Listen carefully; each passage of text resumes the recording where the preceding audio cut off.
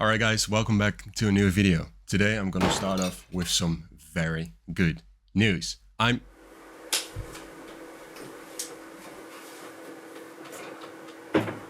the fuck are you?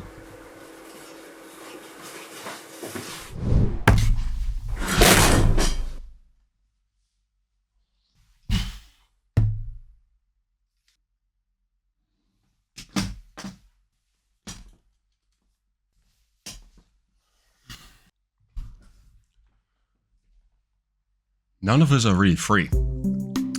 Now, we live in a world in which we are told everything is possible. And we truly believe this. I mean, many of us believe that every morning we wake up, we're able to do literally anything in the world. However, many of us find ourselves troubled by this. We get hit with a certain sort of anxiety, sometimes even depression or burnout.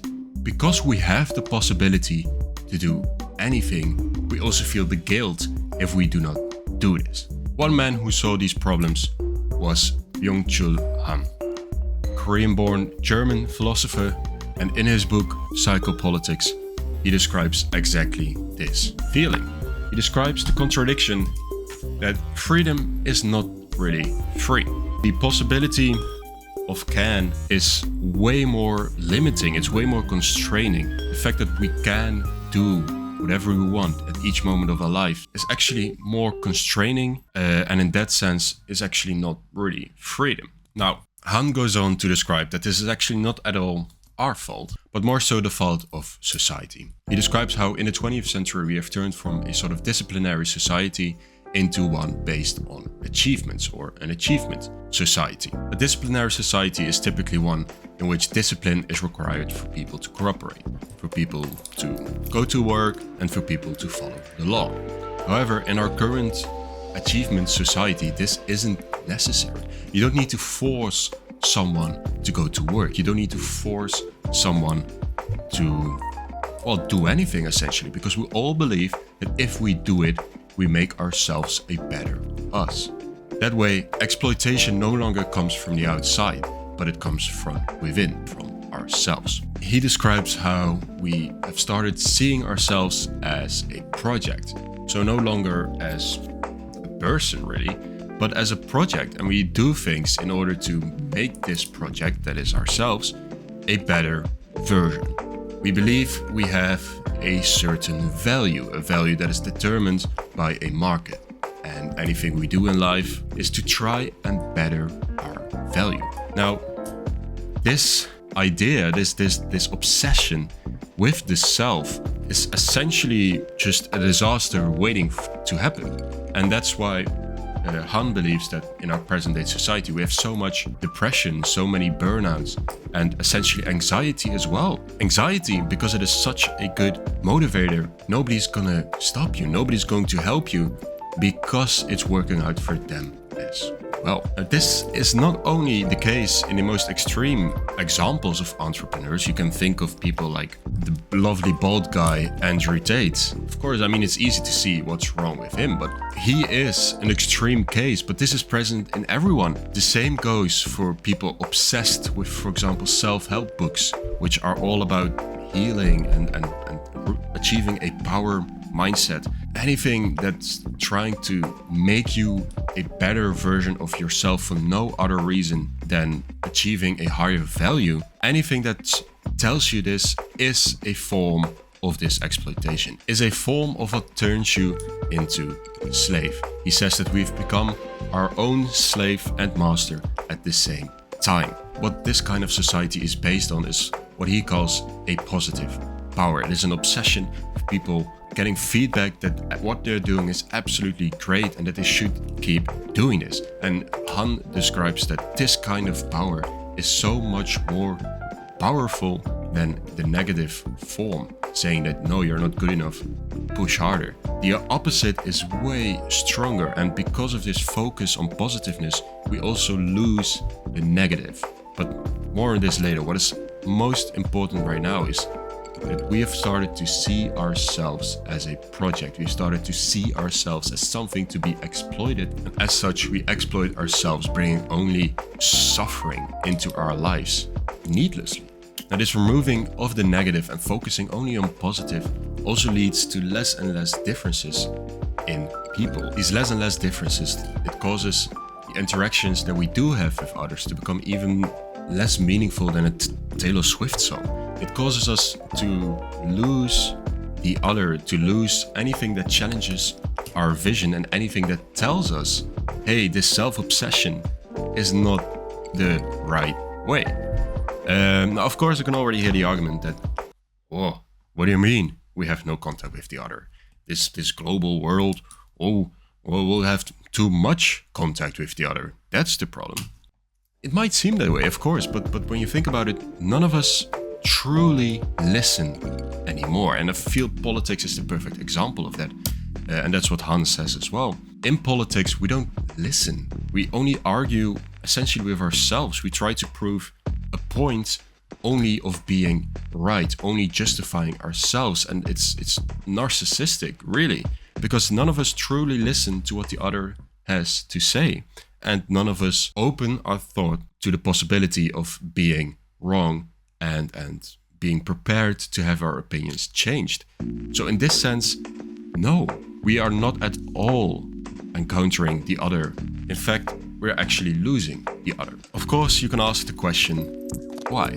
Why has society become this? And why do we keep on doing this if it's truly as bad as you say it is? Quite simply one word, which gives a big portion of the answer already, namely neoliberalism. It's important to distinguish that neoliberalism is not the liberalism that we commonly understand. It's not the freedom to say whatever you want and the freedom to identify as whatever you want. That's a whole other part. That's more liberalism. Neoliberalism is the idea and the belief that what is best for an economy is to remove, or at least try to remove, as much state interference as possible. Basically, just have everybody, especially the government, tell you, do whatever you want. Become the best version of yourself. And this is exactly where this belief of becoming an entrepreneur and seeing yourself as a project comes from. It's from this belief that by releasing all constraints, we have the possibility to do anything. We try to become the best version of ourselves only so that we can achieve a better job, a better way of making money. But in the end, it's the corporation, your employer, that benefits the most of this self-exploitation, of this self-torture that you're inflicting on yourselves. The majority of the benefit doesn't even go to yourself. Many of these corporations actually do everything that's in their power to mislead you in this, to kind of unconsciously try and shift your needs and your desires into a certain direction that benefits them. And especially creating a positive world, trying to remove all the negative in order to just get you into this void, essentially, of narcissism.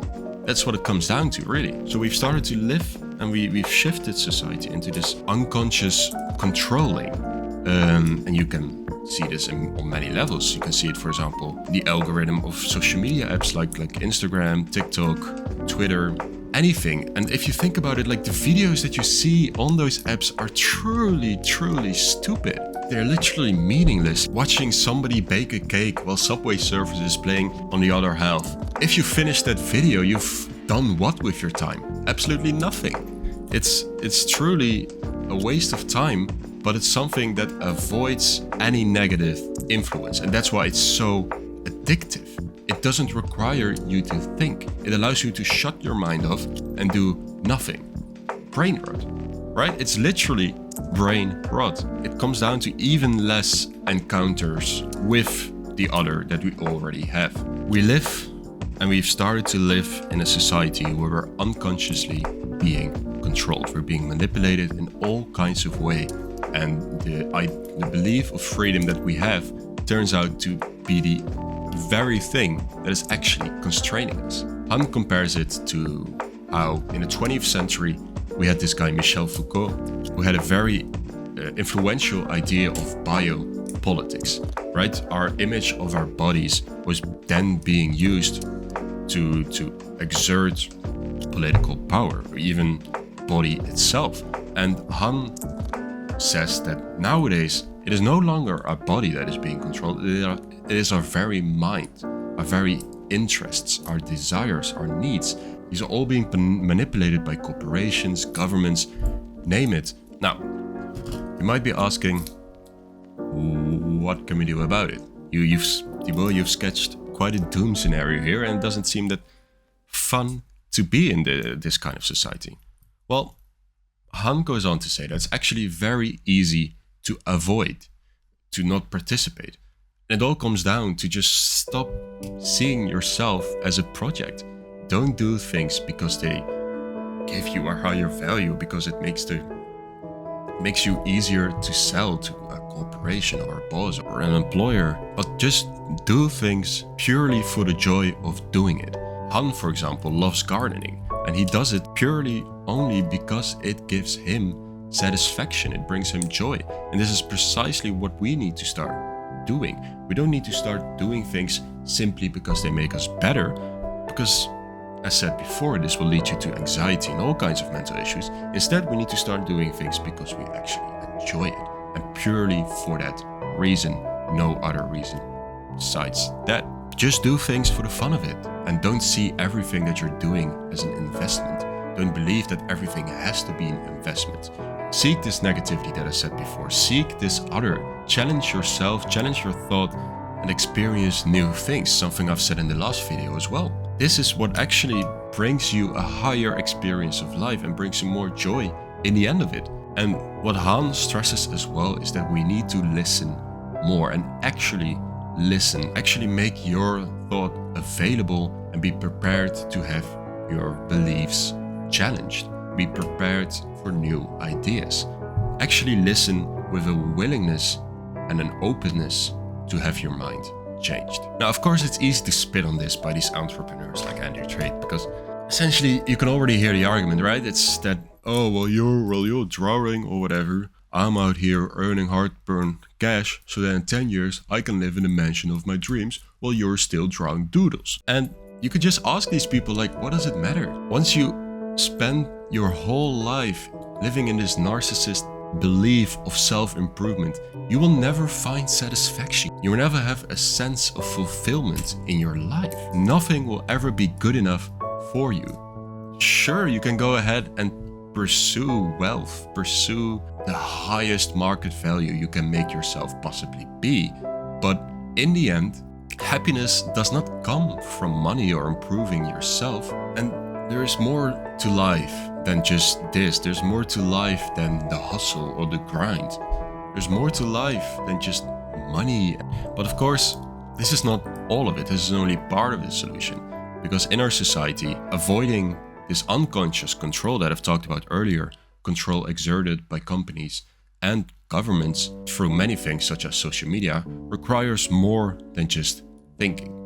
But more on that in the next video. I hope you enjoyed, I hope you learned something, and I hope you try and challenge your thought. Subscribe and like, I guess, if you enjoyed. But yeah, see you in the next one.